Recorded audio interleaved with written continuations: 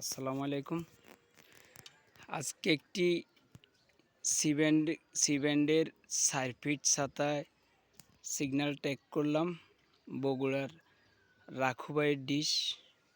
আসলে এই ডিশটা খুব ভালো সিগন্যাল দেয়।